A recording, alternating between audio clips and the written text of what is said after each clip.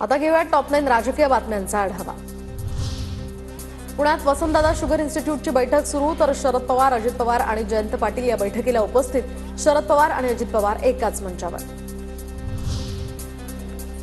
बैठक सुरू होण्यासाठी पुण्यामध्ये अजित पवार आणि जयंत पाटलांमध्ये चर्चा, तर शरद पवार सुद्धा वसंतदादा शुगर इन्स्टिट्यूटच्या बैठकीला उपस्थित। अजित पवार आणि जयंत पाटलांमध्ये उत्तम चाललेलं असतं, त्यांना एकत्र भेटण्यासाठी वसंतदादा शुगर इन्स्टिट्यूट, रयत शिक्षण संस्था, विद्या प्रतिष्ठान असं असतं। वसंतदादा शुगर इन्स्टिट्यूटच्या बैठकीत अजित पवार आणि शरद पवार भेटीवरून राऊतांची टोलेबाजी। माझ्या कॅरेक्टरबद्दल वेडं-वाकडं बोलण्याचा प्रयत्न, ठाकरेंनी मिलिंद नार्वेकरांकडे माझ्यासाठी निरोप पाठवला। ठाकरेच म्हणाले होते, येऊन भेटा, तुमच्यासारख्या व्यक्तीची पक्षाला गरज आहे। ठाकरेंच्या शब्दाचा मान म्हणून मी मातोश्रीवर गेले। चित्रा वाघ यांचा गौप्यस्फोट।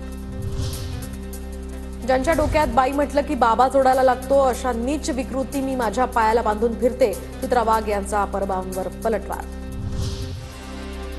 वाघबाईंचा थैथयाट थांबायचं नाव घेत नाहीये। उन्मादी वक्तव्य आणि तोच आक्रस्ताळेपणा पुन्हा पुन्हा सुरू। अंधारेंची फेसबुक पोस्ट करत चित्रा वाघ यांच्यावर टीका। मुंबईतील रस्ते कामांवरून विधानसभेमध्ये शिंदेंची सर्व पक्षांकडून कोंडी, तर 21,000 कोटी खर्च करून सुद्धा मुंबईतले खड्डे रस्ते जे आहेत ते खड्ड्यातच। भाजप आमदार अमित चाटम यांची टीका।